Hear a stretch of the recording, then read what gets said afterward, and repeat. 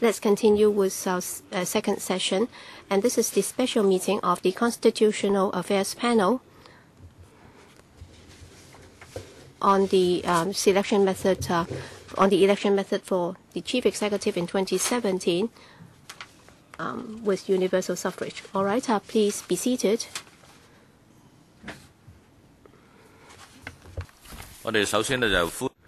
First of all, I'd like to welcome all of you to the public hearing, and this session will last until 12:10, and we have 30 deputations and individuals who have indicated that they'd like to attend and speak. So I'll be inviting you to speak in accordance with the order with me, and each of you will be given 3 minutes. Once the time is up, there will be a beeping sound, and you will have to stop then.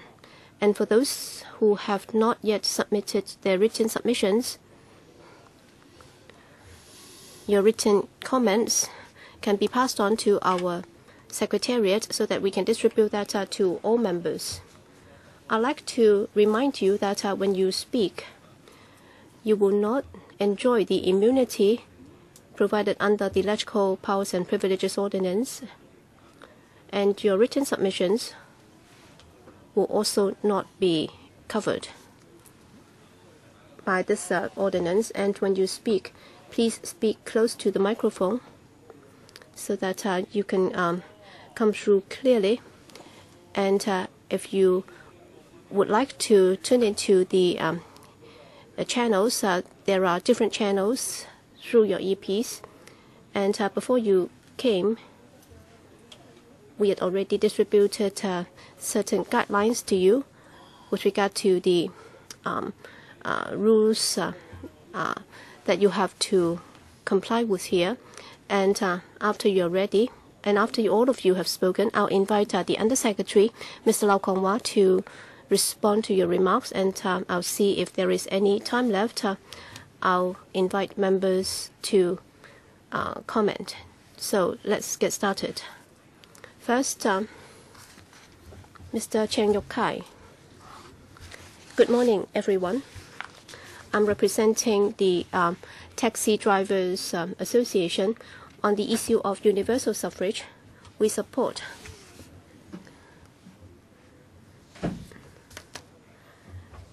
the NPCSC's decision on August the 31st.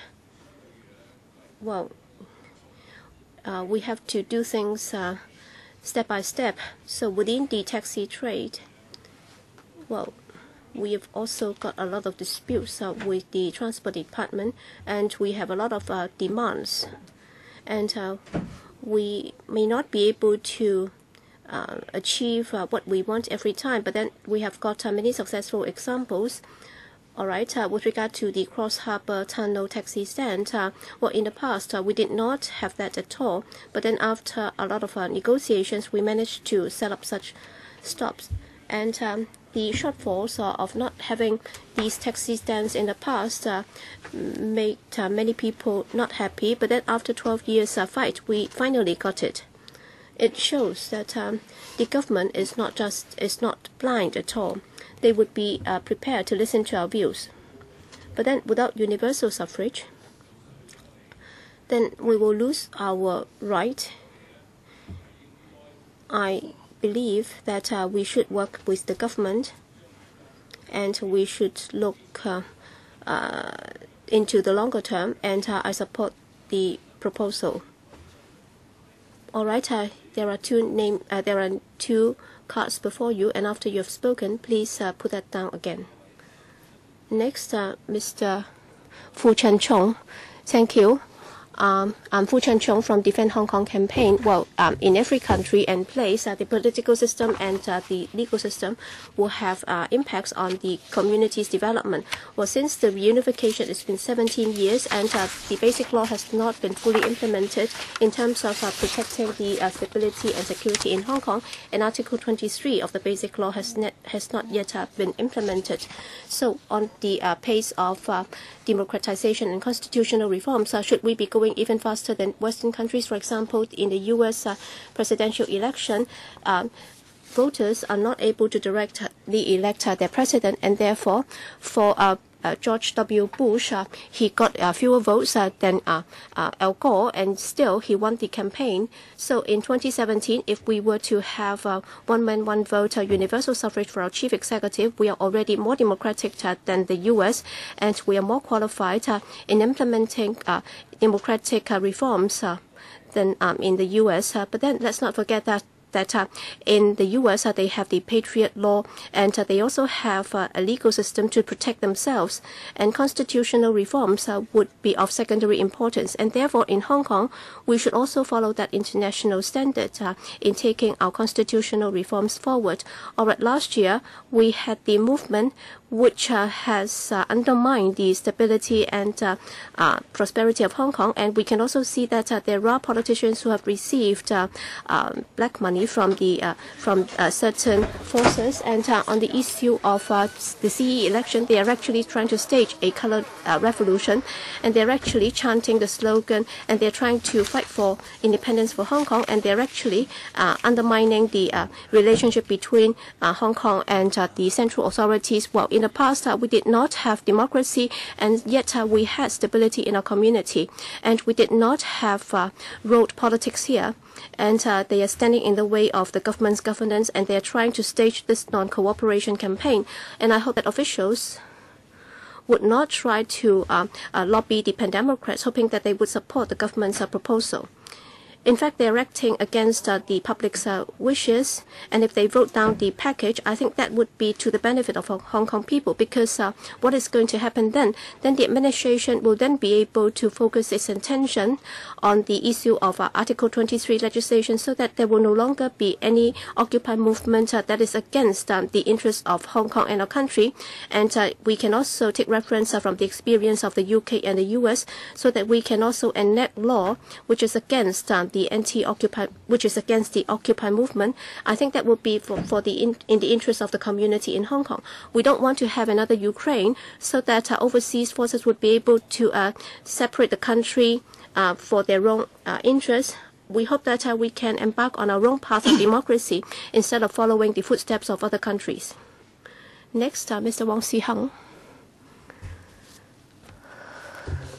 Concerning the second round of consultation on the CE election in 2017 with regard to the constitution of the nominating committee, well, that would form the first step for the 2017 constitutional reform. I think we should make reference to the decision taken by the NPCSC on August the 31st, so that we will continue to have 4 sectors and 38 subsectors, so that there will be no change at all.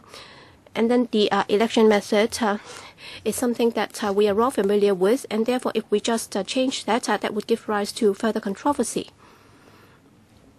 And it would be difficult for us to foster a consensus within a short period of time, and that would also affect the implementation of universal suffrage in 2017. With regard to the sectors and subsectors in a nominating committee, I think we should carry out restricted reforms and revision every time in order to be progressive. In 2017, we can implement universal suffrage for the chief executive that would be welcomed by the community in Hong Kong, and that would also represent a step forward. I hope that Hong Kong people will seriously consider this, so that lawmakers would not be stifling the development in Hong Kong, and so that Hong Kong people will be able to elect their own chief executive. Hi, Ms. Lee Ka-yew. Thank you, Chairman, and good morning, ladies and gentlemen. In 2017, we have the proposal for the CE election by universal suffrage. I think the argument now is about the democratic element in the proposal. I respect the decision of the NPCSC made on August 31st. For a large-scale election like this, I think we should follow the framework of the basic law.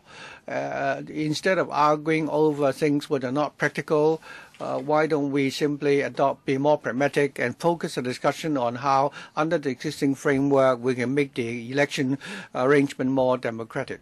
My suggestion is that we don't have very much time now between now and 2017. I think we should actually, put our minds together and come to a consensus, and that we should stick to the 4-sector arrangement, and that there should be the nomination committee with 1,200 members, and I think that arrangement is reasonable.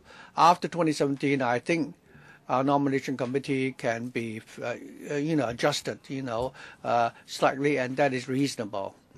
So going forward, I think we can increase it and provide for additional seats to incorporate the district councils.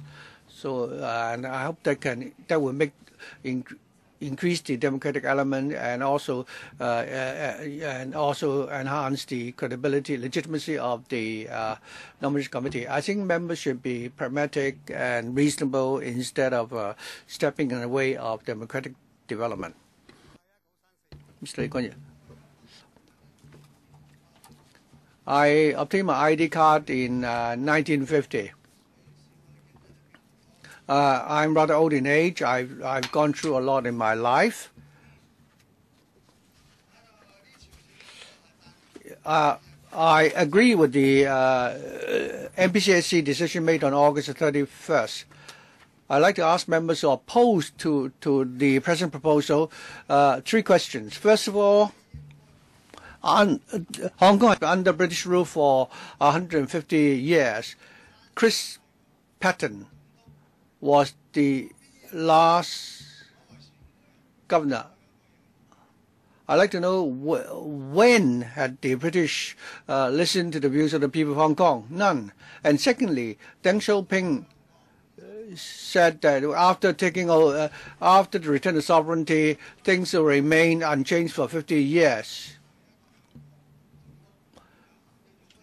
and that he asked whether or not reasonable or legal to send a chief executive to govern Hong Kong, and nobody objected to that. And thirdly, since the handover, what measures had the CPG adopted that is actually exploiting the people of Hong Kong, or which are at the expense of the people of Hong Kong? If that's the case, I would stand, on your side and object to that.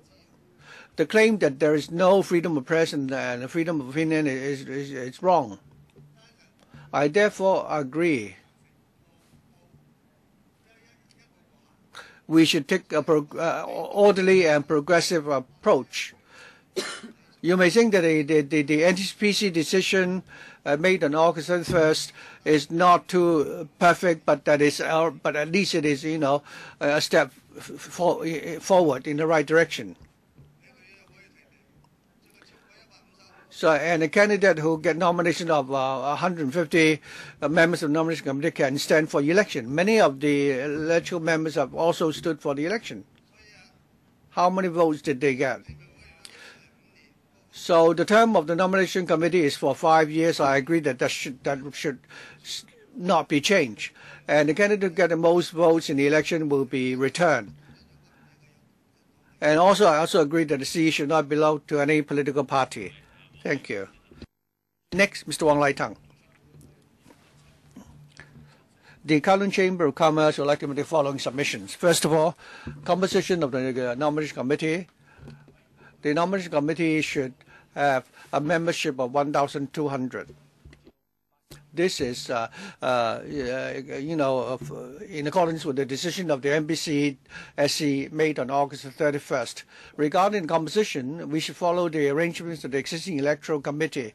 There should be equal number of representatives, namely 300 from each of the 4 sectors, giving a total of 1,200.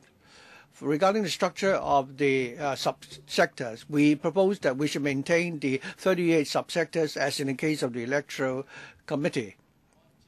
The reason being that we should follow the decision of the MPCSC, the CE for the 4th term. I think we should follow the arrangement for the election of the CE for the 4th term, and that requirement is a guiding principle for local legislation. I think we should also follow the original legislative intent of the basic law. The election committee and nomination committee will need to be widely representative. Within the same law, the same terms are being used, the connotations should be the same. And therefore, the sectors for the 2 committees should be the same. And so that as whether or not we should adjust the 38 subsectors, I don't think we should waste too much time debating over that. I think we should arrive at a consensus as early as possible. And fourthly, the size of the subsector. We maintain that we should maintain the same number of representatives for the subsectors, because this is compatible with the decision of the MPCSC made on August 31st. That decision prescribes, stipulates the size of the nomination committee, and also lay down rules regarding the election for 2017, and that is a guiding principle and is conducive to our implementing universal suffrage, as scheduled. Any proposal to change the size of any subsectors would affect many vested interests, and therefore it will result in disputes. And 1.5. The method of forming the subsectors. We propose that we should maintain the 38 subsectors and the method by which the members are returned and the electorate. And there's no need for change, because this is conducive to our being able to implement universal suffrage in a timely manner. And also it's following the principle of balanced participation as provided for in the Basic Law. So I hope that we can implement our universal suffrage ASAP. Next, Mr. Chow Wai Hong. Thank you. I represent the Wen Chai Community Association regarding the CE election in 2017 by universal suffrage. After consulting with our members, we arrived at a consensus. We agree that the arrangement should be compatible with the Basic Law and the MPC decision made on August 31st last year. Only then will we be able to have 5 million eligible voters returning, taking part in the election to return the CE election. So the proposals in the second round of consultation, our association would like to make the following submission. First of all, regarding the composition of the nomination committee, it should follow the 4-sector, 38 subsector arrangements of the Electoral Commission, or based on that foundation, the size and the method of returning the subsectors should follow the practice of the Electoral Committee. Secondly, for the 38 subsectors, I think that they should remain unchanged. Thirdly, the nomination procedure should include, nomination by members. Any candidate who get nomination for 100 members will become a candidate, and each member can only recommend one candidate. And for all candidates who have stood for election, the candidates who get more than half of the votes of the nomination committee will become the official, candidate. Number 4, the term of the nomination committee should be for 5 years. And secondly, the voters should elect the CE on a one-man, one-vote basis. And number 6, if the CE return is not appointed by the CPG, the nomination committee would need to arrange for a new round of election. Number 7, the candidate for the CE election should not affiliate with any political party. And number 8, the eligibility of all the contestants has to be vetted by the nomination election committee, and it has to be compatible with the Basic Law. Next, Mr. Kwok Wing Kin. Chairman, the purpose of attending the hearing today is not to express any opinion, but rather I would like to ask LegCo members to veto the proposal. The decision of MPCSC on August 31st doesn't provide for genuine universal suffrage. Some members suggested earlier on that if we're going to scrap the FC in 2020 and lower the threshold for the nomination committee in 2022, then the Hong Kong people can accept the current proposal for the time being. But then you need credibility before people will trust you. I think right now we all know that what the present proposal is a lie, and how can they give us a blank check and ask us to wait for another 2 terms? By then, the FC will still remain, and the people of Hong Kong will still have no choice. Karl Marx has said that the first historic incident which happened is a tragedy, the second one is a farce. If the people of Hong Kong can accept this blank check and they are being lied to, then nothing can repair the damage. I first took part in a rally on the 4th of December in 2005. The first time I took part in the election is the referendum in 2015, 2004, and the first time I was arrested was during the umbrella movement. The Communist Party always say that the people of Hong Kong have yet to become loyal to our motherland. Why is it that students have become more and more radical in staging such movements? But if they ask themselves, I mean, any young person who understands what is happening in the community will know that the Communist Party in Beijing is always reneging on its promises. It organized, for example, the national education campaign. And what can the young people in Hong Kong do? So, I mean, there's nothing they can do. They're so frustrated. Young people in Hong Kong, originally they like Chinese history and culture, but then they don't want to argue with you. And they, some of them suggest that, autonomy or, young people want to be a master of their own destiny, and this is something that is only natural. And all these this is an objective reality that cannot be denied. And I don't think anyone can control the development of events. If the Communist Party give us a fake universal suffrage and the people of Hong Kong don't have any genuine choice, then young people in Hong Kong will have no choice but to continue with the struggle. Some people say that we didn't have elections during the colonial days and why it wasn't a problem. But I would also like to ask why you didn't, object to the colonial rulers. Next, Mr. Song Si Ming.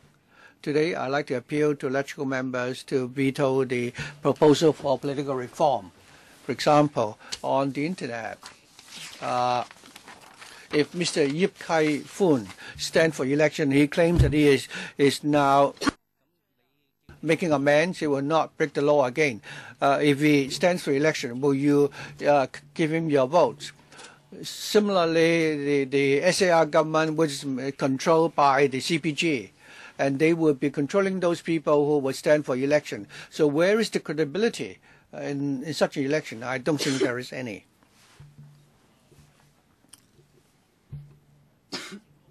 The government is now telling us that returning the CE by universal suffrage is a step forward in the right direction. But I, on the other hand, believe that this is actually a step backwards. The nomination committee, with its 1,200 members, is not a representative nomination committee.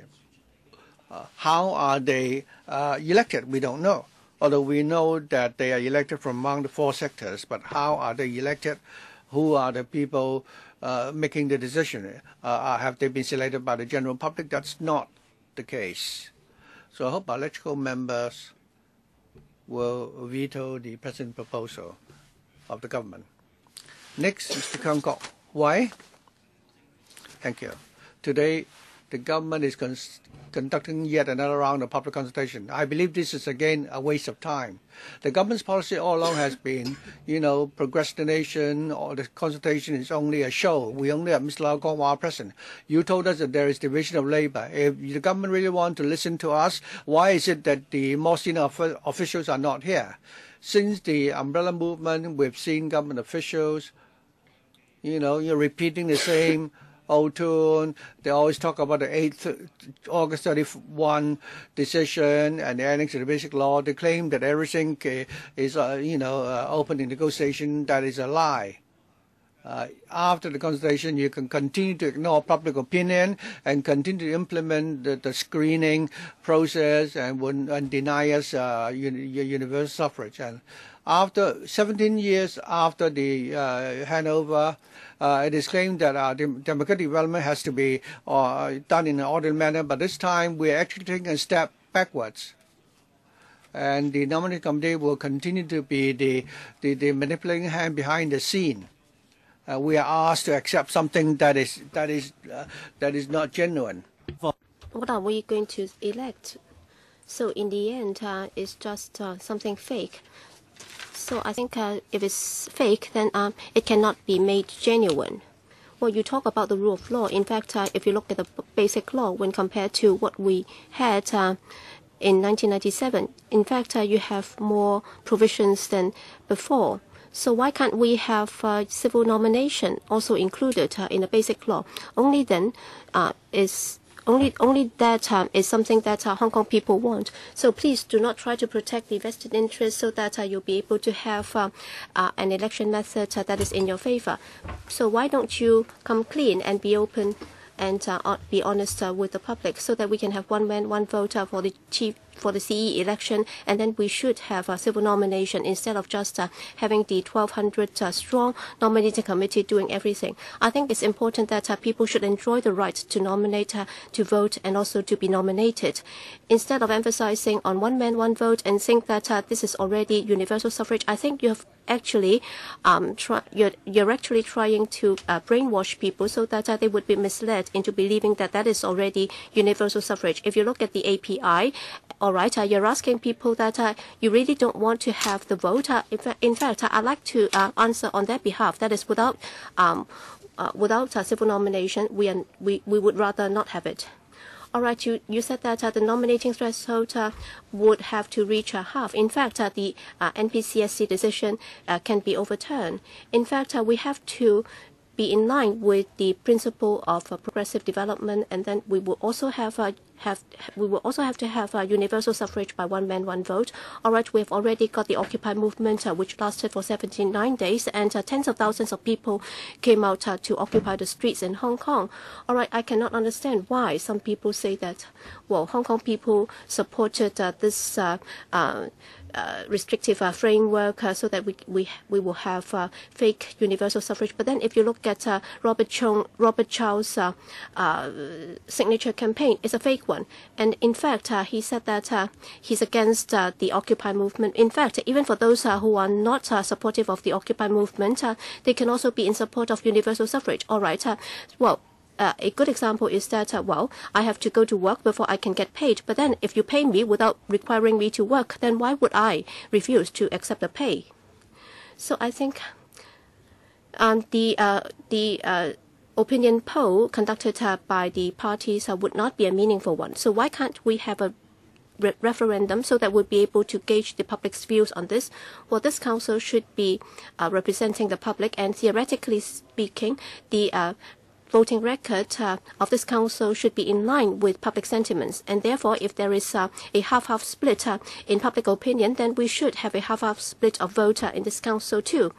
And therefore, I think we should conduct a representative opinion poll so that we'll be able to tell whether or not people are in support of the framework.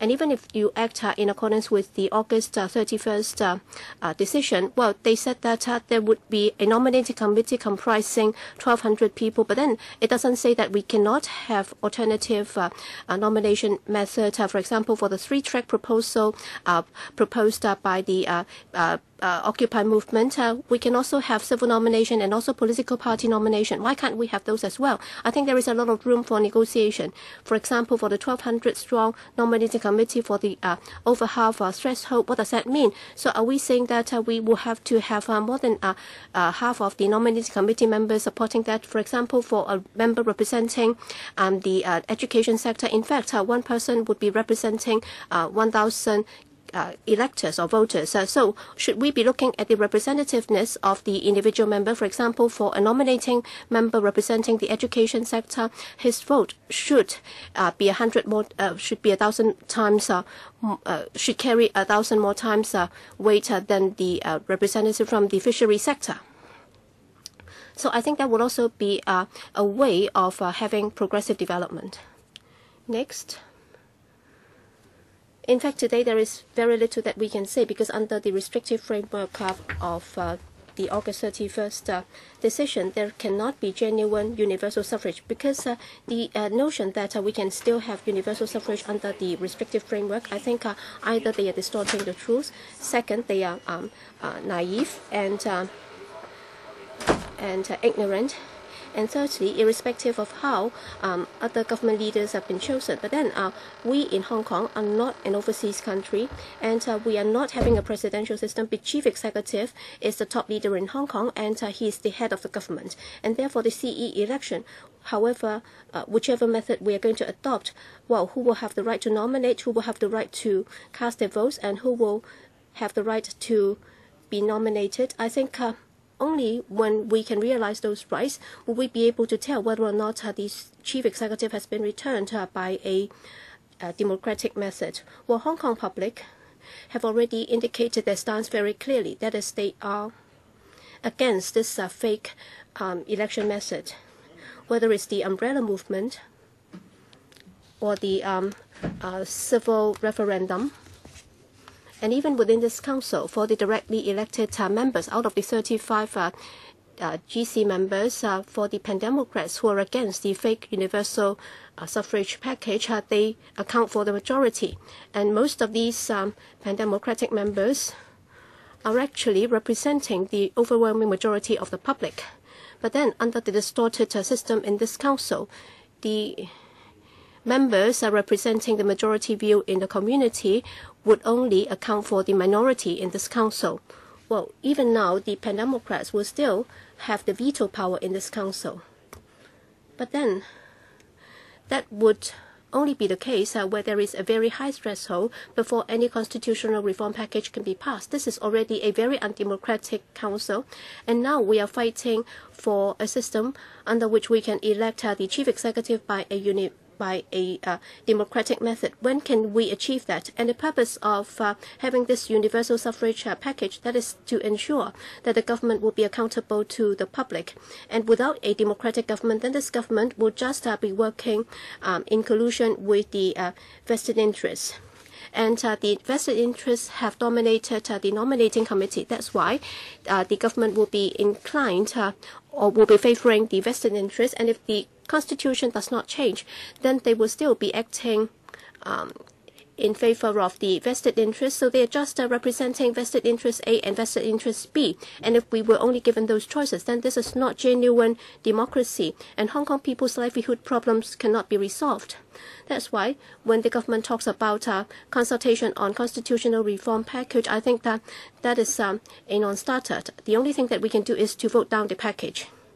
Well, today we are here, and we know that we cannot bring in umbrellas. So I'd like to know, can I bring in this umbrella? And what about this umbrella? And how about this one? Can I bring in this balloon? If I can bring in those umbrellas, why can't we bring in a genuine umbrella? And if this is to continue, then in the future, when we come to this council to have meetings, we will have to be stripped, we will have to be naked. So this is really ridiculous. What kind of council is this? What's your surname, Mr. Tam? My apologies, because I'm a little senile. All right, I am age, and therefore I haven't taken my medicine. All right, Mr. Tam, the chairman. All right, we used to have a barrister who used foul language. Have you dealt with that? All right, please speak to the subject. All right, again, I'd like to say this to the Pan-Democrats. All right, in 2007 and 08, we all expected the due universal suffrage, and then our wish did not come true. And for Hong Kong people ruling Hong Kong, is no longer there. And then a high degree of autonomy is no longer there. And then even for state leaders who have signed the joint declaration, well, after 10 odd years, it has already expired.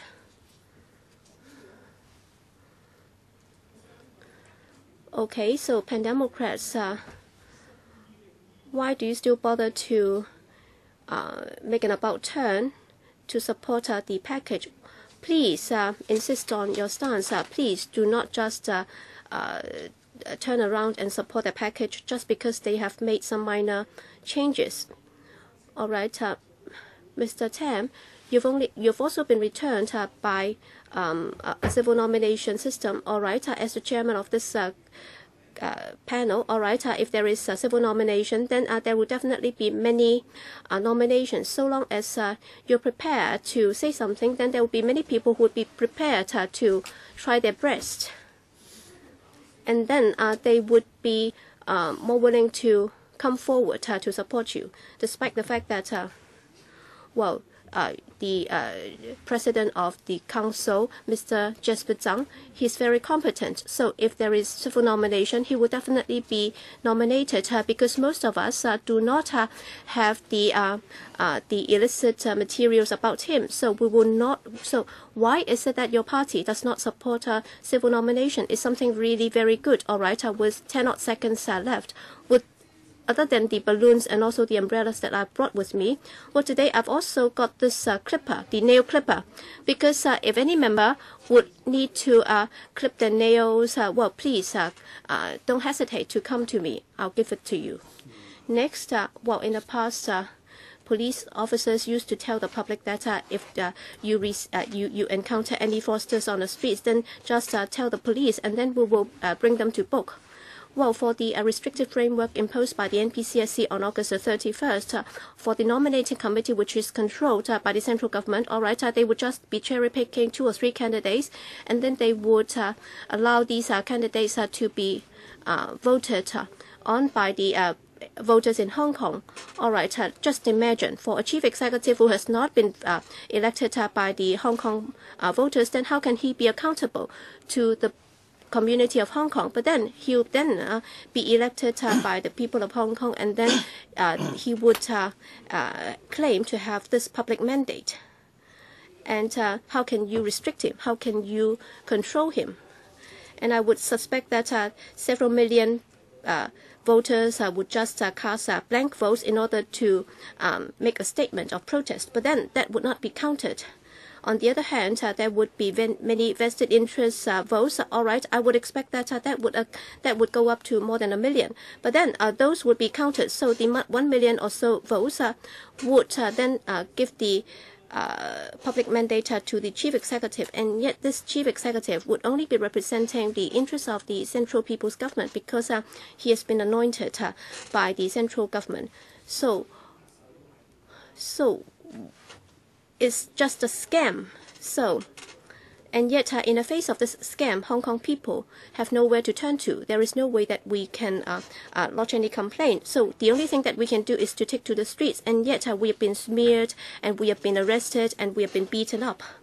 So it shows that an anointment system whereby a chief executive would be having all the powers. So would you really like to try that? All right, instead of having 689 votes, he will then claim to have more than 1 million votes. So here, in order to ensure that our public will not be cheated into this scam, I'd like to urge all members to veto this package, which is fake democracy. And administration, please introduce genuine universal suffrage for us. All right. Next, Ms. Wong Siu-ha. Good morning. What I'd like to say is, well, last night I saw the API on TV, and they said that with discussion we'll be able to sort out everything. So that the slogan is "Let's talk and achieve universal suffrage." So is it that we have already got the final package, and the only thing is I'll be telling you, and then it's good to talk, but then it's okay not to talk, because Carrie Lam has told us that the August 31st decision cannot be changed at all. So which remark is correct? So apparently you'll be doing all the talk, and then the only thing that we can do is to listen, and there is no way that we can participate, and we have no choice at all. So what's the purpose of having this public hearing at all? So why don't you just close the door, and then you can cook up everything behind closed doors? So why do you bother to have this public consultation at all? It's a waste of money, and it's a waste of efforts. So it's like the past emperors, and then the emperor could make all the decisions. So why do you bother to do all these? It's a waste of time, and it's a waste of money. All right, it's easy so long as you can. You're prepared to become the citizens under C.Y. Leung. All right, C.Y. Leung appeared in a school very secretively, and then he did so many things secretively. So even a village representative would be prepared to go onto the streets and enjoy himself and chat to everybody along the way. Why is a chief executive have to hide himself up? And every time when he appears on a public occasion, he would have to do so very secretively. Is he proud of himself, and why is he doing all these?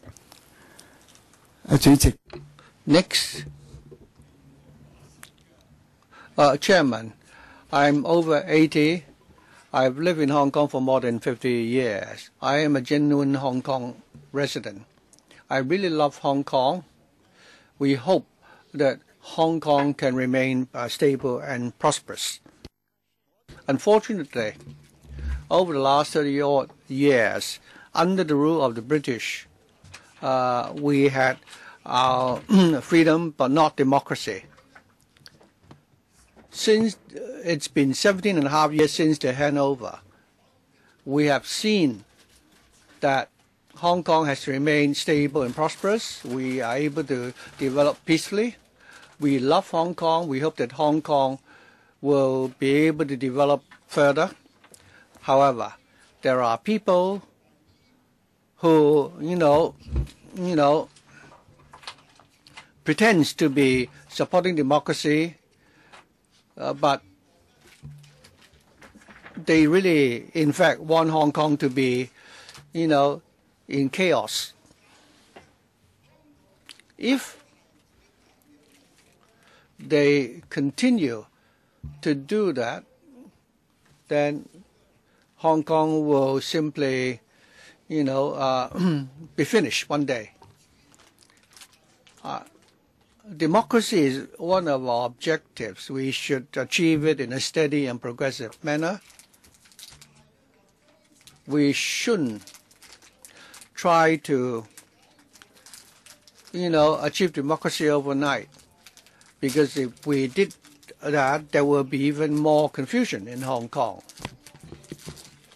So I represent the Association for the Peaceful Democracy on both sides of the Taiwan Straits to express our support for the SAR government so that it can, according to the basic law and the decision of the MPCSC, to proceed with our CE election. So we must not allow those people who want to damage Hong Kong, especially those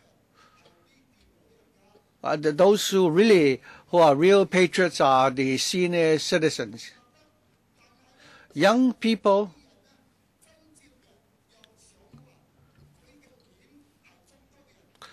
some of these people, look like a Chinese, but the ideas are all westernized. If they want to go abroad, we should encourage them to do that. They shouldn't remain in Hong Kong and stir up trouble. Mr. Chen Kum Oi.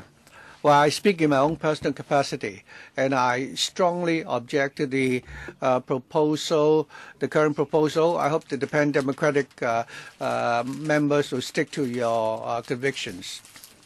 I say this because we all know that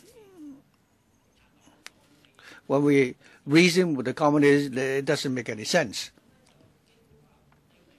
The basic law stipulates that the method for the return of the CE requires that we have a widely representative nomination committee. If you look at the four sectors, are they really big sectors? People eligible to vote make up less than 10% of the total population. How can you claim that they are the most representative? So the existing nomination committee, the 1,200 people, simply are not widely representative. In the government's propaganda, it is said that civic nomination is illegal because it's not compatible with the basic law. But there's no basis for the government to do that.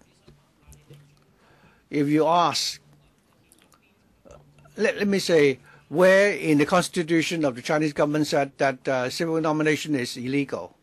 And thirdly, according to the MPCSC decision made on August the 31st, Actually, the powers of the MPC, NC, I think it only has the power to endorse the final proposal. It shouldn't be interfering, halfway through the process. And finally,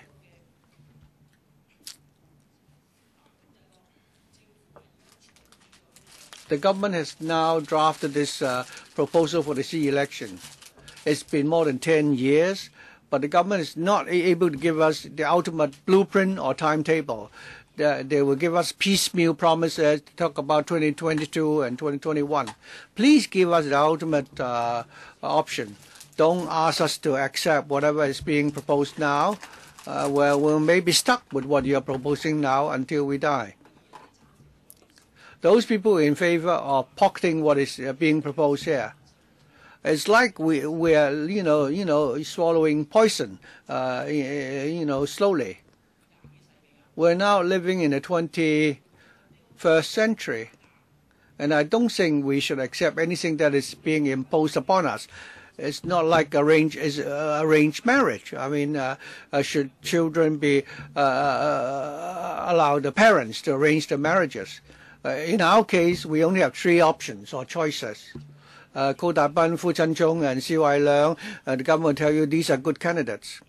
Next, Chen Shih-mui. Good morning. I am a parent of 2 kids. I just want my children, namely my next generation, will be able to live in a genuinely fair and democratic place to grow up. If the fake democracy proposal were endorsed, the CE return, according to this proposal, will take the opportunity to enact the Article 23 or the Article 23 for the Internet. If you look at China, people who genuinely care for the welfare of our country have been punished because they told the truth. When Article 23 were enacted in Hong Kong, people who genuinely love Hong Kong may say something which may not be pleasing to the ears of the government and be punished.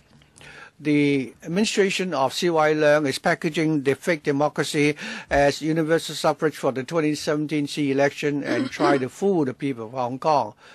It's actually a package of rubbish which is being, used to lie to the people of Hong Kong. Let us not forget people who genuinely love Hong Kong. Why is it that they're willing to sacrifice their prospect and even their lives and still, come forward? To actually stand in front of the tear gas. So we really want a CE who generally would like to serve the people of Hong Kong rather than someone who has been screened out by the CPG and then nominated by the nomination committee. Even my kid, who is 70-year-old, knows to ask the question: how can that be genuine universal suffrage? So if you claim, all of you claim to be patriotic, why is it that all of you senior officers are sending your kids to Western democratic countries to study and even apply for passports there? Finally, I'd like to appeal to members to actually veto this proposal for fake democracy. Next, Mr. Chen, I am a representative of the registered TCM practitioners. I fully support the implementation of the Universal Suffrage in 2017 for the election as provided for by the MPCSC decision on August 31st. We propose that the nomination committee should follow the arrangement of the existing electoral committee. There should be 1,200 members, 4 sectors. The basis for the electorate should remain the change. Nomination should be in 2 stages. Members recommendation and member nomination. A candidate must have nomination by 100 members before they can come forward to an election, and the 3 candidates who get more than half of the votes will officially become the official candidates. Thirdly, the term of the nomination commission for 5 years, and just in case there's a vacancy arising from the position of CE, we can return a new CE. And fourthly, the people who get the most votes in the CE election will be returned as the CE. And also, in the event that the CPG refuses to appoint the successful candidate, then the nomination committee should arrange for a new election. And also, the CE should not have any affiliation with political parties. Next, Ms. Lam Pui Yen, Chairman. I fully agree that the SARG should abide by the decision of the Basic Law and the MPCSC decision to implement universal suffrage in 2017. We shouldn't stay put. Regarding the second round of consultation, I'd like to make the following comments. First of all, the size of the nomination committee should remain. There should be 1,200 members, and that is the stipulation provided for by the MPC, because the MPCSC will be able to represent different sectors. Any change will upset the balance. Secondly, in the nomination process, 100 members can recommend someone to be a candidate for the CE election. Each member can only nominate or recommend 1 member, and the candidates who get the biggest number of votes, the 3 candidates with the highest number of votes can become the official candidates. And during the election stage, we recommend that the candidate with the highest number of votes will be returned. And it's reasonable that we only have 2 to 3 candidates, because operationally it's simple and it also doesn't require a lot of resources. Next, Mr. Chu Eng. I fully support the Basic Law and the decision of the MPCSC made on August 31st regarding our election, CE election. I also like to make the following personal comments. First of all, the nomination committee should have a 2-stage process for its members to recommend and nominate candidates for the CE election. I fully agree with that. And the term of the nomination committee should be for 5 years. Again, I agree with that arrangement. If there should be a vacancy arising from the post of the CE, and the CE cannot continue with his job, then the nomination committee can arrange for a new election. To return the CE by universal suffrage, then I agree that we should have the supplementary voting system. We should adopt that system. Fourthly, I think we need to amend the CE election ordinance. If the CE were not appointed, the successful candidate were not appointed by the CPG, we need to have a new round of election. Number 5, the CE candidate, I would insist, should not belong to any political party. Finally, I hope that the proposal for universal suffrage for the CE election can be implemented smoothly, and that Hong Kong remain prosperous and stable. Thank you very much. Next, Mrs. Chair Hong Xiu-yin. Chairman, I brought an umbrella today, but I have not used it. For the return of the CE candidate in the 2017 election, I'd like to propose that the size and the method of forming the nomination committee should be the same as the election committee.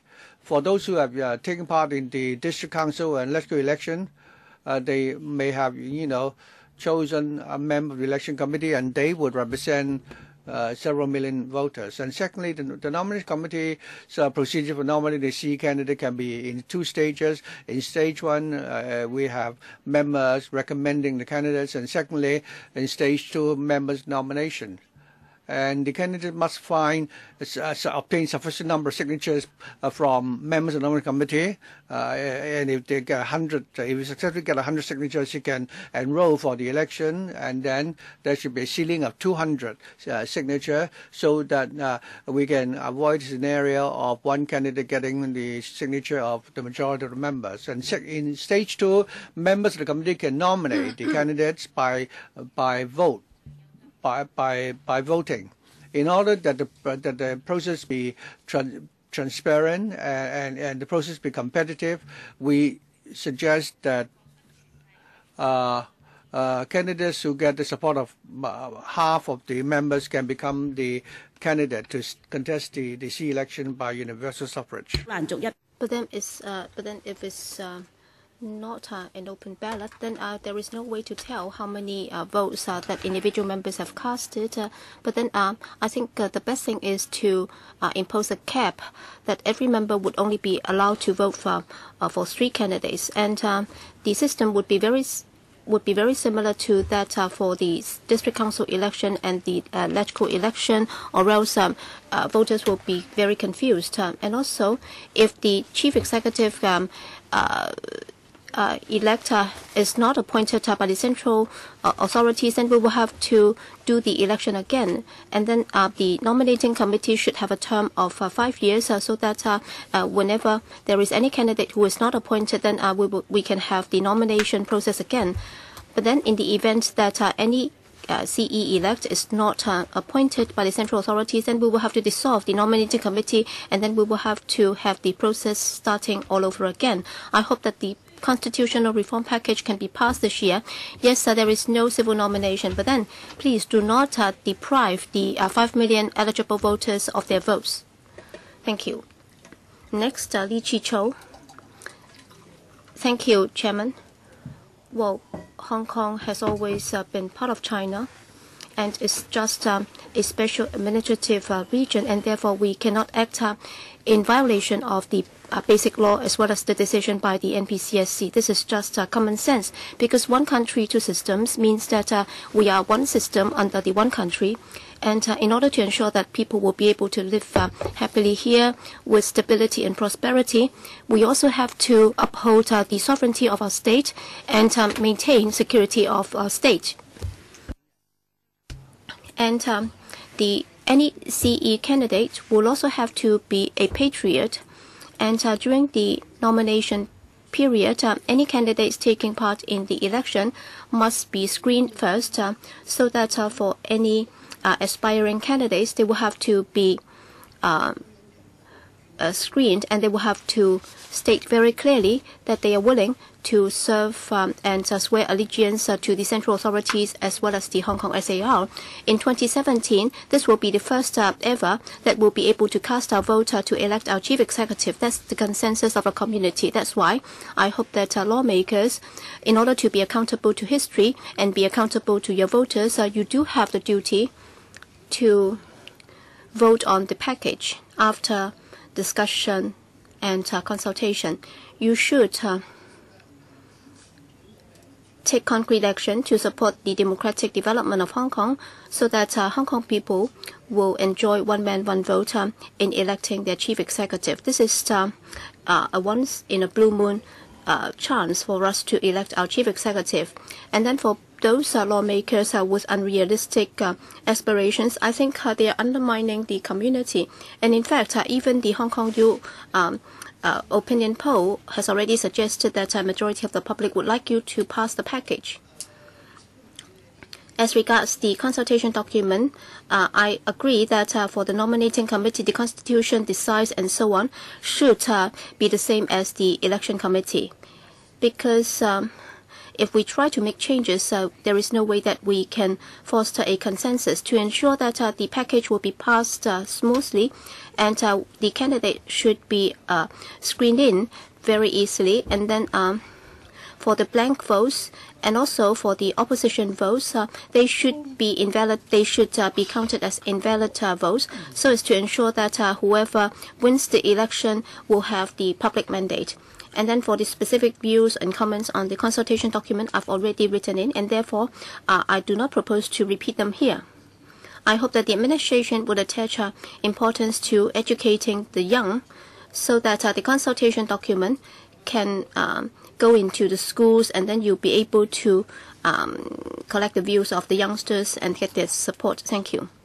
Next, Chairman, I fully agree that under the Basic Law and under the decision taken by the NPCSC on August the 31st, we should elect the Chief Executive in 2017 by universal suffrage with regard to the constitution of the nominating committee, the selection method, and also the composition and so on for the nominating committee with the 4 sectors and 38 subsectors.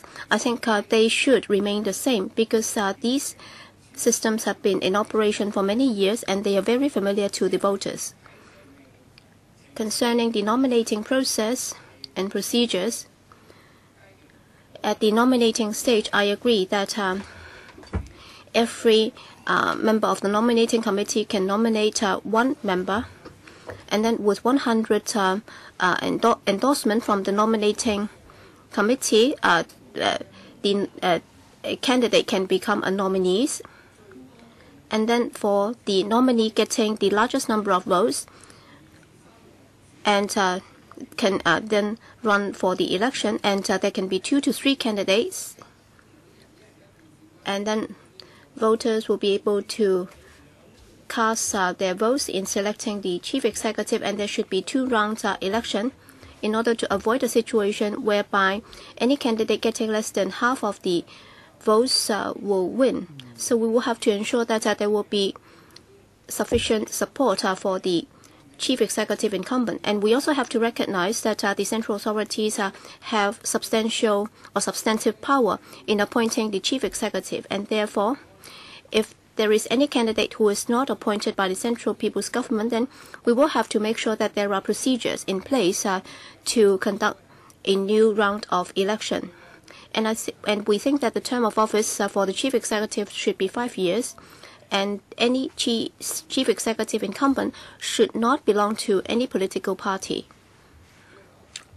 Finally, I call upon honorable lawmakers that you should have courage to pass this package in this council. And we also urge the government to focus or put in more efforts in educating the young people. We should not abandon them, even if they may not share our views. Well, even Chairman Mao also said that the world is yours and the world is ours, but then in the end, the world is yours. And in the end, we also hope that we can have a harmonious society. We should not adopt an antagonistic approach because, after all, we are all Chinese. We are all from the same community. Thank you. Next, good morning, everyone.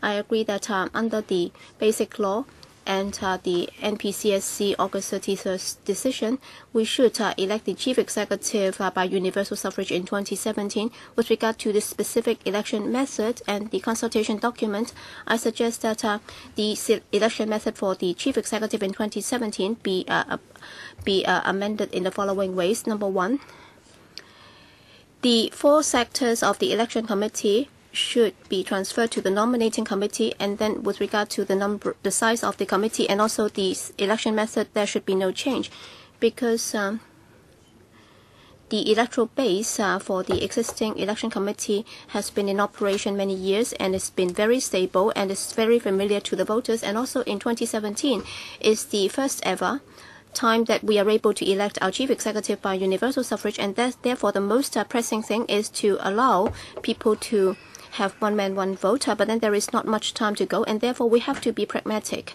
in enacting the legislation. And I suggest that the term of the chief executive should be the term of the nominating committee should be 5 years, so that where there is any vacancy arising in the chief executive position, then we can have a new round of election. And I hope, and for any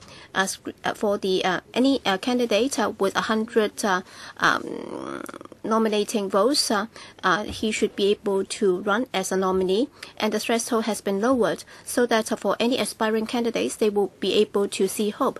And then the nominating committee should conduct a plenary session in doing the nomination so that there will be a fair chance for candidates to seek the support from the nominating committee. And then the public would also be able to see what their political platforms are.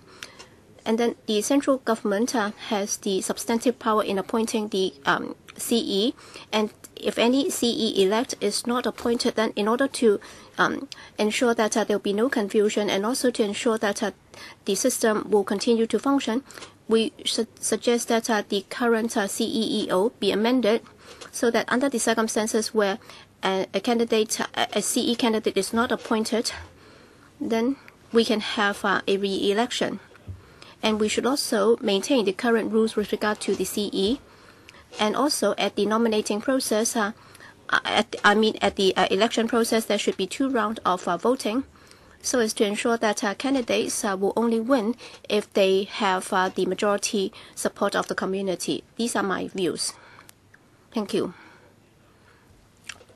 Next, Chairman, I agree that under the Basic Law and under the NPCSC August 31st decision, we should implement universal suffrage for the CE election in 2017.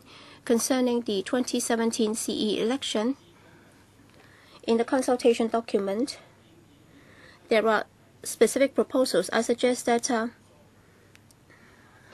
there should be certain amendments in 2017. First, the 4 sectors of the nominating committee and also and the existing composition of the election committee be borrowed for the setup of the future nominating committee, because the system has been in operation for many years and it's been widely accepted by the voters. Therefore, with regard to the nominating committee's composition, the size, and also the election method, we should make reference to the setup of the election committee, so that that would help foster a consensus, and that would also facilitate the election of the chief executive by universal suffrage in 2017. Second, with regard to the term of office for the NC, it should be 5 years, in line with that for the chief executive, so that where there is a vacancy arising from the CE post, we can have another round of election. And then the central authorities would also have substantive power in appointing the chief executive. And if any CE elector is not appointed by the central authorities, then in order to ensure the integrity of the law for the chief executive, in order to avoid a situation whereby there would be a constitutional vacuum, we have to amend the existing chief executive election ordinance so that there would be a clause dealing with the situation, and then there can be a re-election where there is a vacancy arising from the CE post. And I also agree that every nominating committee member can only nominate 1 candidate, and any candidate with 150 nominating votes will become a nominee. And then at the nominating stage, they should be holding plenary sessions so that there would be a fair chance for individual candidates to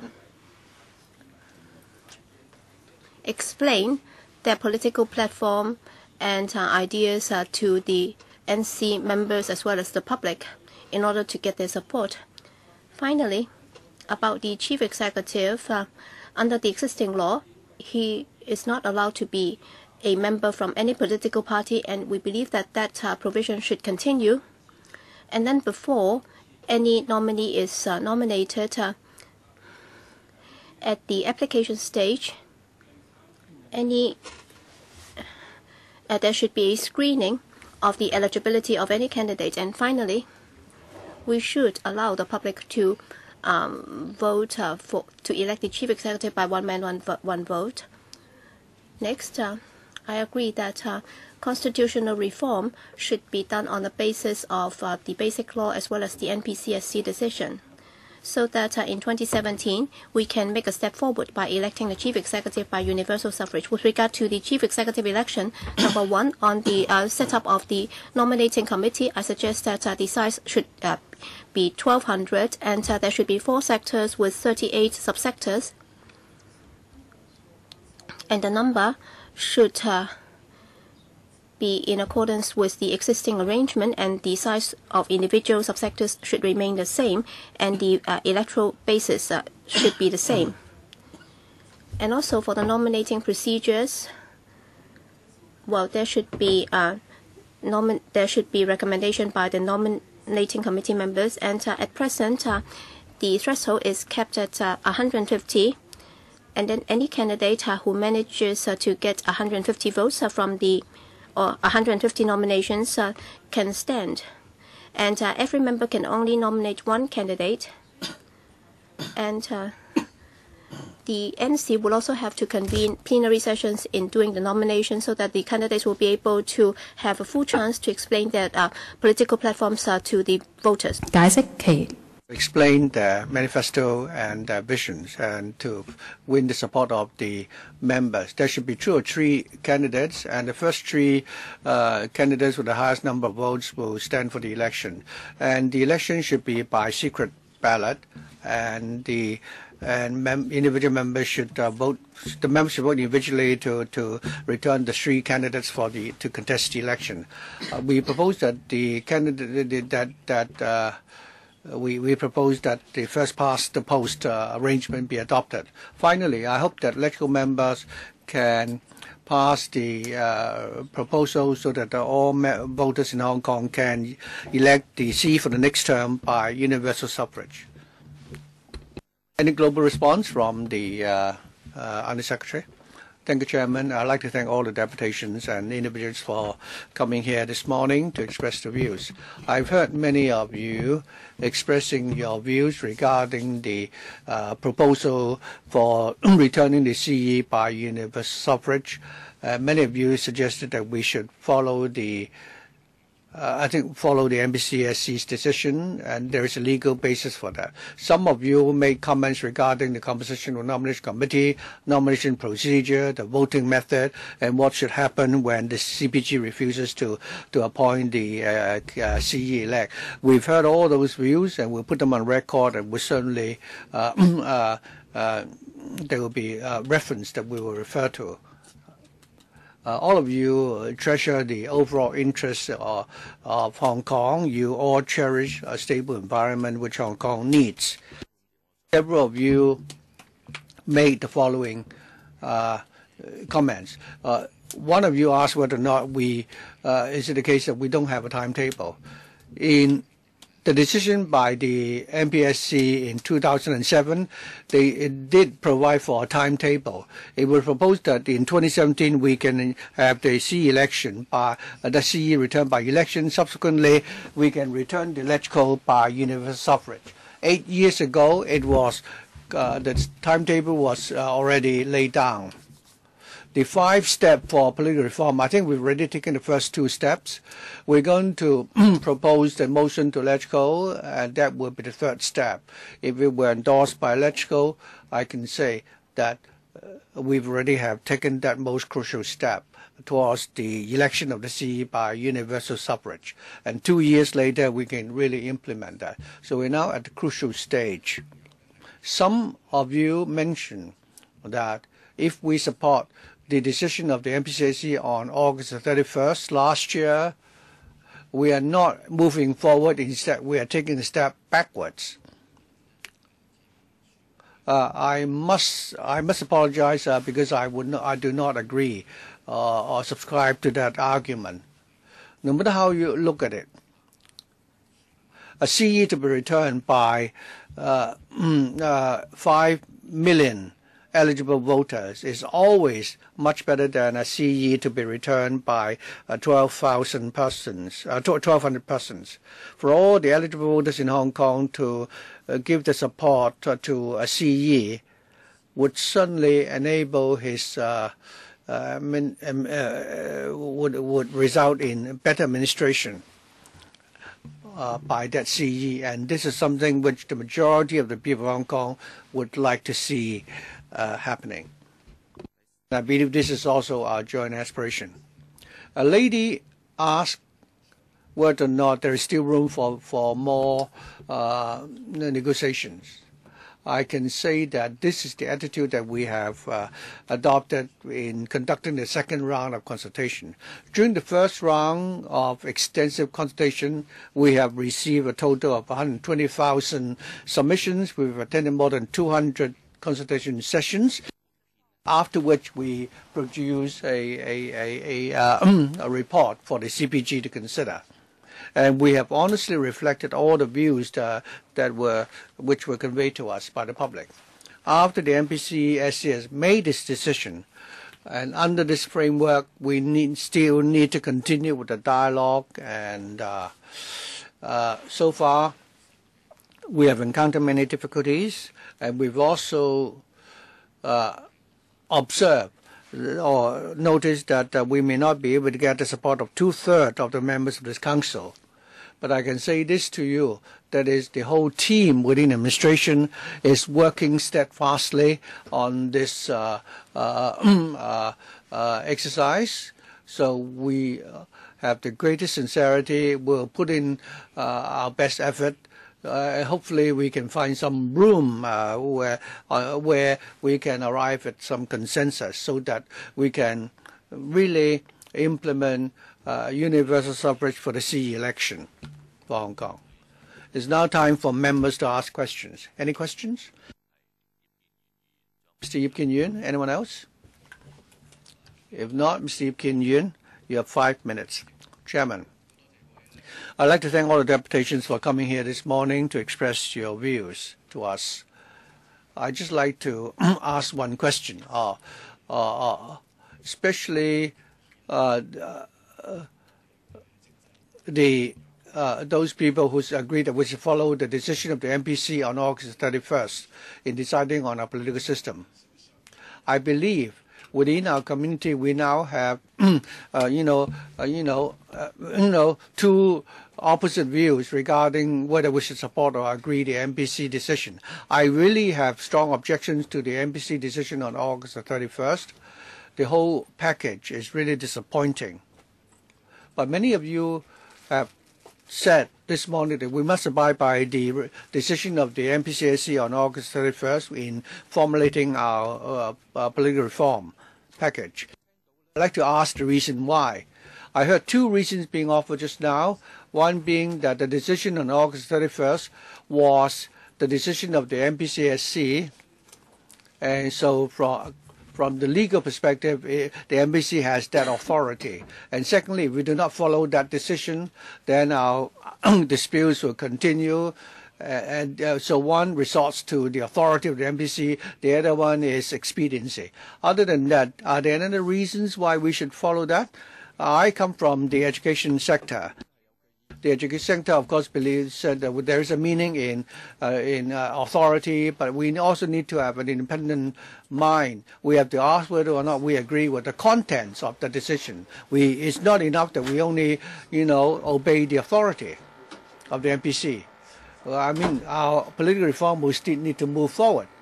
So I'd like to ask you whether you have any reasons that you can use to convince me that the MPCSC decision on August 31st is a good decision and that we should move forward according to that decision. Yes. You come from the education sector. I have not seen you anything for education. You're only organizing independent things for Mr. Fu. Mr. Fu. I'm using my time. I'm sorry. Mr. Fu. Mr. Fu, please respect this opportunity. I am inviting you to speak, and please do not distort my position. I hope you can convince me with reason. I see that in Hong Kong, people are trying to, cause, division within our country, and so I'm actually responding to what you should be doing, actually. Mr. Cheng Yuk Kai. Mr. Yip, let me ask you one question. Do you have a driving license? I don't. No wonder. the decision of the NPCSC, to make an analogy here, I mean, the decision is like that of a traffic signal, which is erected by the government. Everyone, so long as you follow the traffic signals, will all be safe. I'm a taxi driver. When I see the traffic lights, I fully respect those traffic lights. My argument is this: if you don't have a driving license, you may not realize this. Mrs. Chair Wong Xiu-yin, you represent the education sector. Let's talk about the school rules first. If your student wants to challenge a school and say that your school rules are useless and we should do away with the school rules, is that allowed? I think we have to have a starting point. I mean, we are a human community. The rules are made by people. When rules have been made by some people, and after some time, you can gradually make improvements to those rules. If you don't even allow us to have a starting point, then we are starting from nowhere. Like the school rules, I said, when we have new students joining school, the new students said, I don't want to wear school uniforms, I don't want to follow your rules, I want to wear high heels to schools. Well, but then you need rules for the schools. But in our society, we need law and order,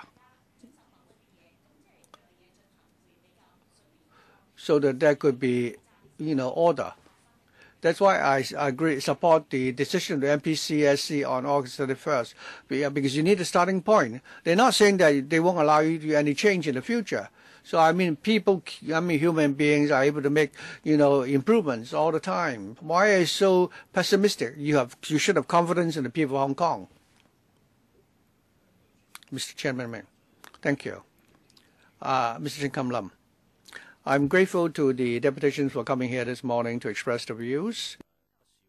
I've heard many of the deputations saying that our political system should move forward, and that every step we take should be well justified. We should follow the rule and the regulations. Of course, recently we've heard many members from the Pan-Democratic camp saying that if we pocket what is being proposed to us now, we may be stuck with it for life.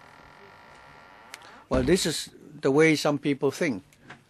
For example, those who have received money illicitly, I mean, some of them would want to pocket it for life, and if it had not been reviewed, they would not, return it. Of course, in their minds, these people would have this idea that if you pocket this, you can pocket it for life. And they want to mislead people who do not really understand what is happening. I've also heard many deputations saying that the CPG would like Hong Kong's political reform to move forward, and that there could still be room for further improvements in the future. So does the SARG. So to argue that the present proposal will be stuck with what is being proposed now for life is wrong. During the first session, some deputations said that we should follow the rules and regulations, and they also suggested that we should have civil nomination. For people who agree that we should abide by the law, there are many such people, but they don't understand the basic law. And this is indeed a problem. I hope that the SARG can really do more publicity, because many people don't understand the basic law. Article 45 of the basic law, what does it say? And what is the constitutional status of the NPC? Many people don't understand that. This morning, some people said that we do not have to follow the decision of the NPC because it has nothing to do with Hong Kong. To make comments like that is really odd. So shouldn't the SARG do more in terms of public education and publicity, and inform everyone that under the one country, two systems scenario, as Mr. Lau Kong Wah, the Undersecretary said, we need to follow the 5 steps. And the role of the CPG is very important throughout those 5 steps. If we want to have political reform when we deviate from the 5 steps and we do not allow for participation by the CPG. It's not possible. In Hong Kong, we have the rule of law, and we talk about political reform and we don't talk about the rule of law, then it's simply not possible. So I think this is very important. This morning I've heard many views from the public, and I think many of us would like our political reform to move forward in a steady manner. And this is the main point that I've heard today, and I'm really grateful to all the deputations. I hope that all of us can also help spread this message among the people around us so that we can put pressure on those from the opposition camp so that they can, change their mind going forward, although that is not very likely to happen.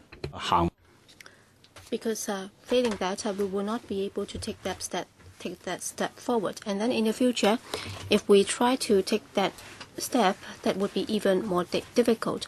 All right, the opposition can claim that they are fighting for true democracy, but then what's true and what's not true, there is no international standard.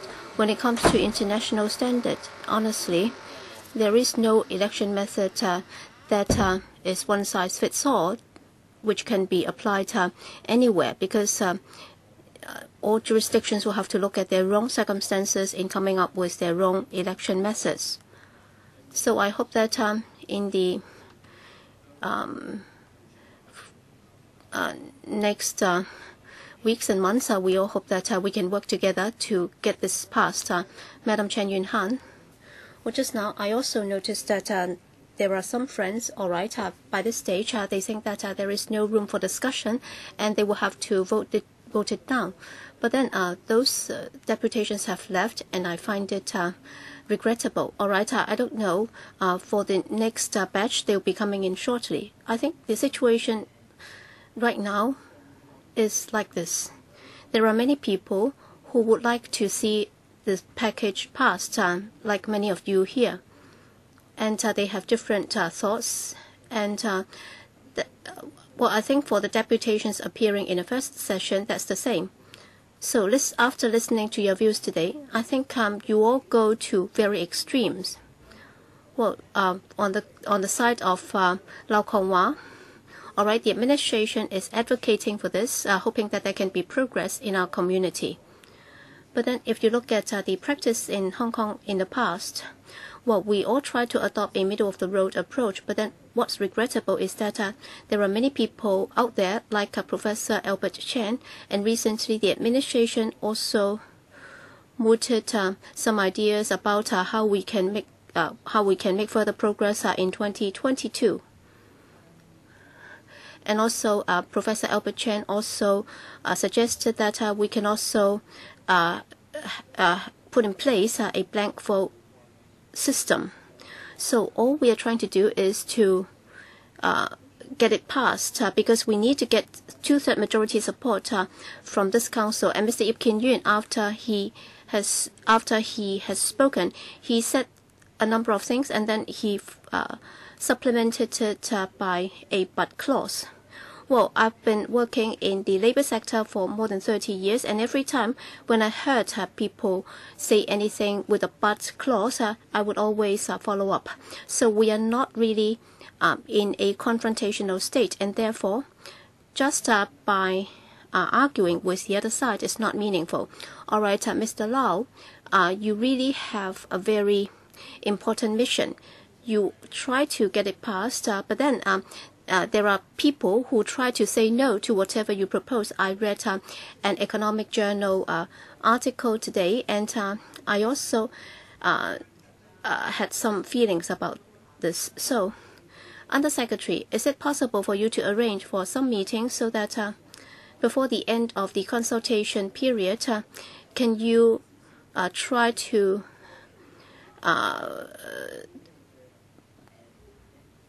do something to resolve the problem so that everybody would be prepared to make one step forward? Thank you, Madam Chen, for your advice. Indeed, we have thought long and hard.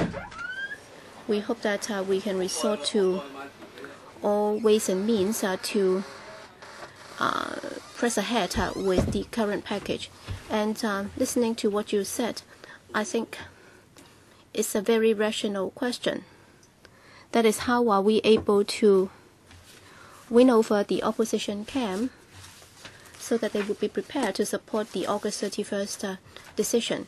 We can fully understand the feelings of the opposition camp, and of course the August 31st decision, as other than the fact that there is a legal basis for this decision, and as lawmakers, we should all be aware that if there is a decision taken by this council, then there is legal authority for it to do so. Similarly, the NPCSC making a decision has also got its legal basis, and therefore it should be implemented. But then, when it comes to the details of the package, I think the more controversial part about it is about the nominating committee. I think there are some people think that it's a plus, and other people think that it's a minus. In fact, the NC represents a body with balanced participation, and the 50% threshold adopted by the NPCSC decision would avoid a situation whereby there would be lopsided support by a certain sector. And of course, I'm not sure, or I'm afraid I might not be able to convince Mr. Ip that that's the right situation. But then we hope that there can be more public support for this. Undersecretary, the focus is not on Ip Kin Yuen per se. I think in a community, if there are people who would always veto whatever you suggest, then there is no way that you can make things work. But then this morning, from what I've heard so far, there are more voices who are in favor of getting the package passed. But then there is this huge rift in a community. If we just level criticisms against one another, it's not going to resolve the problem. So, other than throwing out some ideas for people to think about, you have to come up with a way of allowing all sides to sit down. Well, I've heard about the multi-party platform, and it's a bit too late now to set it up. But then, how are you able to narrow the differences? It's not like what a columnist say in the Economic Journal, that whatever is said is futile, because there are bound to be there is this clear division in a community. So there might be 3 or 4 camps of views in the community. But then in the end, how are you able to narrow the differences so that all parties will be prepared to see the problem resolved? All right, if there are no further questions, then we will have to end our meeting by 10 minutes past 12. So we only have 2 minutes left. Yes, Mr. Ip? Well, just now, Mr. Lau Kong-wah said that it's a rational question. I believe that it's a rational question because this is a modern-day council, because this is the fruit of civilization, because we would like to set up a platform so that everybody will try to convince the others with reasons and so on. So I would like to start a dialogue. And even if there are different opinions, we can still resort to rationalism, and then we try to sort things out in a reasonable and rational manner. But then, other than the legal basis for the August 31st decision, all right, the NPCSC is an authoritative body. But then, other than avoiding further conflicts and disputes, are there other reasons or justifications for the administration to ask us to support it? All right, you have also cited a very vivid example, and one is the school regulations, and the other is the traffic signal. I think they are very good examples. But then, for the traffic signal and school regulations, I think you are just resorting to the authority. But then there are no further justifications for that. So it's not about whether we follow the traffic signal, but then in the location where the traffic signals are installed, do we agree on the location? And after it's been erected, and of course we will have to follow the signals. But then, as on the decision to erect a traffic signal there. Well, is the location correct? All right, as a motorist or as a pedestrian, with regard to the location where the traffic signal stands, we may have different opinions and we may lodge appeals, we may raise different opinions, and we may query the decision. And if a certain school regulation is not reasonable, then at the time when it's promulgated, we can also raise objections. So with regard to the location of the traffic light, I think I find it hard to swallow. So I think you both cited these examples, and we may have different opinions, but then I'm afraid I don't have time to allow you to speak. All right, this is the time to sort things out. It's about the location of the traffic light. Next, Vincent Tang.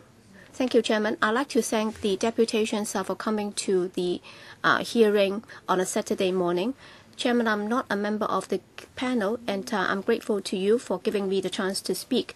Just now, when I came in, I heard the Undersecretary, Mr. Lau Kong Wah, make some remarks. In fact, it's very similar to the thinking of the Liberal Party. The Liberal Party thinks that any package that would represent a step forward, whether it's a big step or a small step, is still a step in the right direction. All right, Undersecretary, you said that instead of having the 1,200 strong election committee electing the chief executive, now we have universal suffrage for the chief executive, and I think it's a step in the right direction. Yes, I heard Pan Democrats say that well, this package does not comply with international standards, but then I don't think there are no hard and fast rules with regard to election methods, because we always have to look at the education standards, the local circumstances, and so on in determining the election method. All right, in the U.S., they have their own election methods, so can they be copied in Hong Kong? I don't think that would be right for Hong Kong. And even if you look at the UK and the US, these are the so-called advanced economies.